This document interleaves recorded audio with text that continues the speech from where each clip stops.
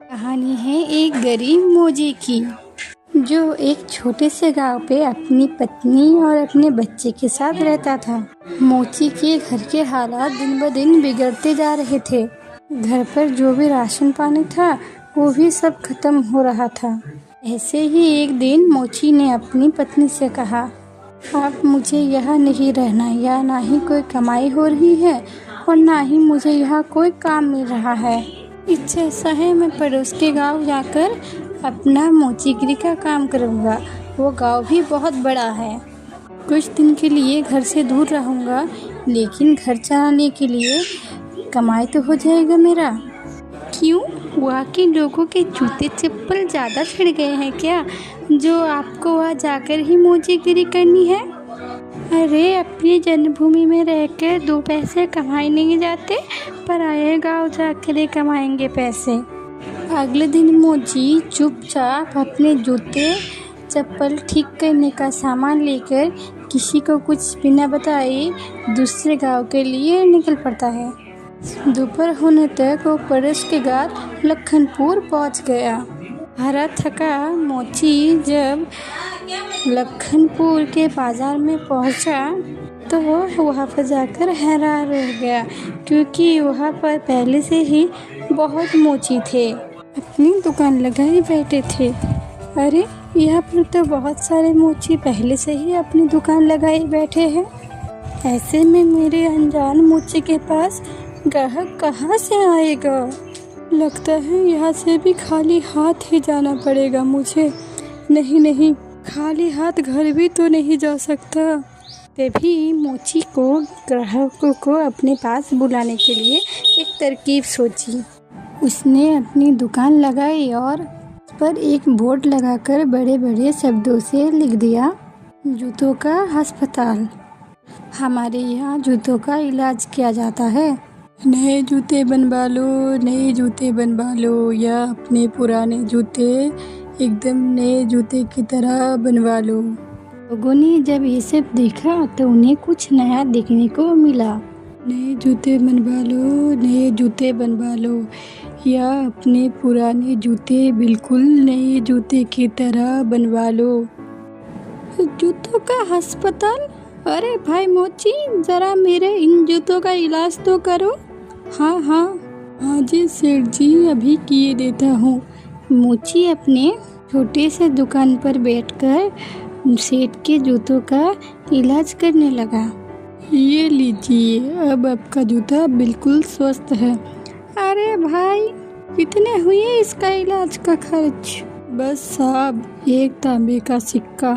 लो, ये लो। से ही दूसरा ग्राहक अपने जूतों का इलाज कराने के लिए मोची के दुकान पर आया। मोची ने जूतों का इलाज किया और पैसे लिए और बाकी ग्राहकों के लिए इंतज़ार करने लगा। आज तो मैंने बहुत पैसे कमा लिए। अगर ऐसे ही काम करते रहूँगा तो मैं बहुत पैसे जमा लूँगा और एक घड़ा खरीदूँगा। उसने बहुत मेहनत किया और कुछ ही दिनों में 5 सोने के सिक्के जमा कर लिए।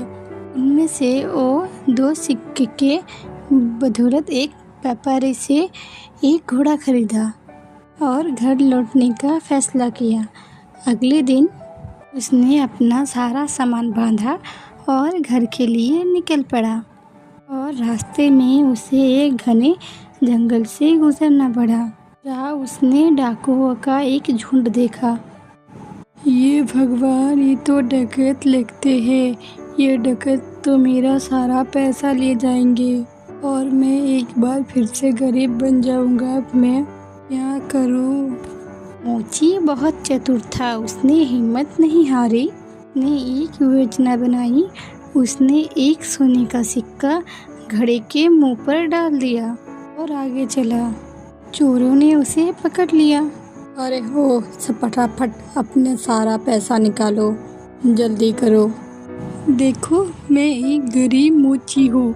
मेरे पास इस घड़े के सिवा कुछ नहीं है। कृपया करके मुझे जाने दो डाकू भाई।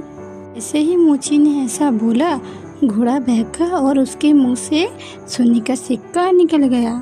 अच्छा मक्का झूठे, हमसे झूठ बोलने की तेरी हिम्मत कैसे हुई? अगर तेरे पास कुछ नहीं था तो ये सोने का सिक्का तेरे पास कहाँ से आया? रुकिए रुकिए, अभी मैं आपको सब सच बताती हूँ। दरअसल सोना उत्पन्न करता है, इसी वजह से मुझे सारे पैसे मिलते हैं। ठीक है, ये घोड़ा हमें देना होगा, इसके वजह से हम तुझे यहाँ से जिंदा जाने वापस देंगे। नहीं नहीं, मैं इसे तुम्हें बिल्कुल नहीं दूंगा। अगर मैं इसे तुम्हें दे दूंगा तो मेरे पास कुछ भी नहीं बचेगा।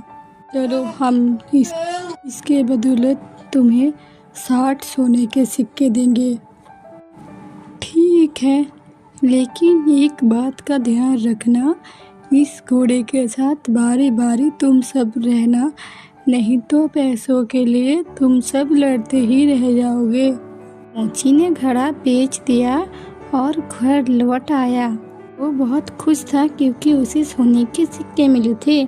पैसों से उसने अपने ही गांव में थोड़ी सी जमीन खरीदी। बीच डकैत भी घोड़े को लेकर अपने अड्डे में पहुंच गए। डकैत के सरदारों ने अपने आदमियों से कहा, इस गिरोह का सरदार मैं हूँ ना, इसलिए पहले मैं इस घोड़े के साथ रहूँगा। उन सब ने घोड़े की बात और उस रात सरदार घोड़े को लेकर अपनी डेरा में जाकर सो गया। अगले दिन सुबह जब वो उठा तो उसने देखा वहाँ पर अस्तबल में कुछ भी नहीं था। उसने पूरा अस्तबल सही से देखा, फिर भी उसे कुछ भी नहीं मिला। वो जान गया कि इस मोची ने उसे बेवकूफ़ बनाया है। इस बीच वहाँ पर और एक डकैत आया। सरदार, आपको सोने का सिक्का मिला? हमें भी बताइए, कितने सोने का सिक्का इस घोड़े ने उत्पन्न किया? तुम खुद ही ये पता कर लोगे जब आज रात तुम इस घोड़े को अपने साथ रखोगे। सरदार ने किसी से कुछ नहीं कहा क्योंकि वो अपने आप को बेवकूफ़ साबित नहीं होने देना चाहता था। एक एक करके सभी डकैतों ने घोड़े को अपने साथ रखा, पर उनमें से किसी को कुछ नहीं मिला। वो सब समझ गए कि उन्हें बेवकूफ़ बनाया गया है। उस मोची ने हमें बेवकूफ़ बनाया है, अब हम उसे सबक सिखाएंगे। सरदार, उसने ये साधारण सा घोड़ा हम लोगों को 60 सोने की मोहर कीमत से बेचा है। हम उससे अपना पैसा वापस लेंगे और हम लोगों को धोखा देने की जरूरत के लिए उसे सजा देंगे। हाँ, चलो चलो। वो सब के सब मोची के घर की तरफ निकल पड़े। मोची अपने खेत पर काम कर रहा था। उसने सभी डकैतों को अपनी तरफ आते देखा। मोची जल्दी से अपने घर गया और अपनी पत्नी से बोला, अरे सुनती हो? नहीं, मेरा बात ध्यान से सुनो। भी एक डकैत का झुंड यहाँ आएगा। वो जब मेरे बारे में पूछे तो तुम उनसे कहना कि मैं खेतों में काम कर रहा हूँ। फिर हमारे कुत्ते कालू को भेजना मुझे बुलाने के लिए। ये कहकर मोची अपने घर के पीछे छुप गया। देर के बाद चोर वहाँ आ पहुँचे। वो मोची कहाँ है? बुलाओ उसे, हम उससे बात करना चाहते हैं। वो तो खेत पर गए हैं काम करने के लिए। रुकिए, मैं अभी अपने कुत्ते से कहकर उसे बुलाती हूँ। कालू, तनिक अपने मालिक के पास जाना और उन्हें जाकर कहना कि कुछ लोग उनको बुला रहे हैं। ये सब क्या है? क्या कालू सच में तुम्हारे पति को यहाँ ले आएगा? जरूर, वो हर बात समझता है। जब वो खेत पर होते हैं, मुझे उनसे बात करनी होती है तो मैं कालू को उनके पास भेज देती हूँ और कालू मेरा बात उनके पास तक पहुँचा देता है। डकैत मोची की पत्नी से बात कर रहे थे, तभी मोची वहाँ पर आ पहुँचा। वो डकैत भाई आप आए हैं? आज जो कुछ भी मेरे पास है सब कुछ उस घोड़े की बदौलत ही है। अच्छा, चलो ठीक है, हम तुम पर एक और बार विश्वास करते हैं। उसके बदले हमें तुम्हारा ये कुत्ता भी बेचना होगा। अरे नहीं नहीं, बिल्कुल भी नहीं, मैं उस कुत्ते को तुमको नहीं बेच सकता। चलो, हम इसके लिए तुम्हें 30 सोने के सिक्के देंगे। थोड़ा इनकार करने के बाद मोची सहमत हो गया कुत्ता बेचने के लिए। चोरों ने कालू को लिया और सब चले गए। जब डकैत अपने अड्डे पर पहुंचे, सरदार ने ऐलान किया कि वो पहला होगा जो कुत्ते को अपने पास रखेगा। कि डकैतों ने उनकी आज्ञा मानी और वहां से चले गए। सरदार ने अपने बेटे मोनू को बुलाया। सुनो मोनू, मैं काम पर जा रहा हूँ। अगर मेरी ज़रूरत पड़े तो इस कुत्ते को मुझे बुलाने के लिए भेज देना। जैसा आप कहे पिताजी। कुछ देर बाद एक डकैत को अपने सरदार से कुछ काम आन पड़ा। वो मोनू के पास आकर सरदार को बुलाने के लिए कहा। आप रुकिए, मैं तुरंत उन्हें बुलावा भेजता हूँ। कालू, जाकर पिताजी से कहना कि कोई आए हैं उनसे मिलने। कालू सरदार के अड्डे से भागा। बजाय सरदार के पास जाने के वो अपने मालिक सीधा मोची के पास गया। सरदार घर वापस आया तो उसने देखा कालू वहाँ पर नहीं था। जान गया कि कालू जरूर अपने मालिक के पास गया होगा। अकेला फिर से मोची के घर गया। नो, क्या कालू तुम्हारे पास आया हुआ है? हाँ, वो यहाँ आया है। मेरे ख्याल से उसे ज़रूर मेरा याद आ रहा होगा। मेरी मानिए तो उसे थोड़ा सा समय दीजिए। अंत में वो आपको अपना मालिक स्वीकार कर ही लेगा। सरदार ने कालू को वापस ले गया और उसने अगले दिन उसे अपने एक साथी को दे दिया। कालू सारे डकैतों के पास एक एक करके रहा, लेकिन कालू हर एक दिन मोची के पास वापस लौट आता। सब लोगों ने ये जान लिया कि मोची ने फिर से उन्हें बेवकूफ़ बनाया है। सबने मिलकर विचार किया, इस बार हम बेवकूफ़ नहीं बनेंगे। हम सब मिलकर उस मोची को सिखाएंगे। इस बार सारे डकैत मोची के घर पहुँचे। उन्होंने मोची की एक ना सुनी। मोची को एक बोरे में डाला और उसे वहाँ से लेकर चल दिए उसे सबक सिखाने के लिए। मोची चुपचाप बोरे में पड़ा रहा। रास्ते में वो एक मंदिर से गुजरे। तभी एक डकैत ने कहा, सरदार, गर्मी बहुत ज़्यादा हो रहा है, क्यों ना कुछ देर यहाँ आराम किया जाए। सरदार भी उसकी बात मान लेता है। मोची को वही छोड़कर मंदिर में आराम करने के लिए चले जाते हैं। शोरों का एक झुंड वहाँ से गुजर रहा था।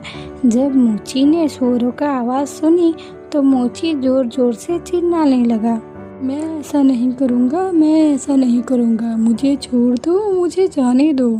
शोरों ने मालिक ने उसकी आवाज़ सुनी और उसके पास आया। अरे रुको, तुम्हें क्या हुआ और तुम क्या नहीं करोगे? किसने तुम्हें इस बोरी में डाला? वो मेरी शादी जबरदस्ती जमींदार की बेटी से करवाना चाहता है, पर मैं ये नहीं करना चाहता। क्यों भाई, पागल हो गए हो? अगर मैं तुम्हारे जगह होता मैं यकीनन उस लड़की से शादी कर लेता। ऐसा है तो आओ, मैं तुम्हें बोरी में डाल देता हूँ और तुम जाकर उसकी लड़की से शादी कर लो। सच? बेशक, लेकिन पर मुझे बाहर तो निकालो। चोर के मालिक ने मोची को बोरी से बाहर निकाला और खुद बोरी के अंदर घुस गया। मोची ने उसे बांध दिया और वो चोर को लेकर वहाँ से चला गया। शाम को डकैत मंदिर से बाहर आए और बोरी को लिया और चले गए। क्यों ना इस मोची को हम यहाँ कीचड़ में फेंक दे, इससे ही इसे अच्छा सबक मिल जाएगा। डकैत ने उसे उस कीचड़ में फेंक दिया और वहाँ से चले गए। वापस आते हुए मोची को उन लोगों ने सड़क पर देखा और वो हैरान रह गए। अरे तुम यहाँ कैसे पहुँचे? डकैत भाई, इस कीचड़ के नीचे एक जादुई स्थान था। वहाँ बहुत सारा सोना था और सारे सुअर उस सोने की रखवाली किया करते थे। मैं उस सुअर की मदद से वहाँ से वापस आया और कुछ सोने भी लेकर आया साथ में। फिर से वहीं जा रहा हूँ। अब सुनो, तुम हमें उस जादुई स्थान पर ले चलो और खबरदार तुम वहाँ रखे सोने को हाथ भी नहीं लगाओगे। पर मैं अरे मैं जैसा कहता हूँ वैसा करो। ठीक है, अगर तुम जोर देते हो तो। केतु का झुंड उस कीचड़ के पास आ पहुंचा और एक एक करके कीचड़ में कूद गया, लेकिन किसी के हाथ कुछ न लग सका। एक बार फिर से मोची ने अपनी चतुराई से अपनी जान बचा ली।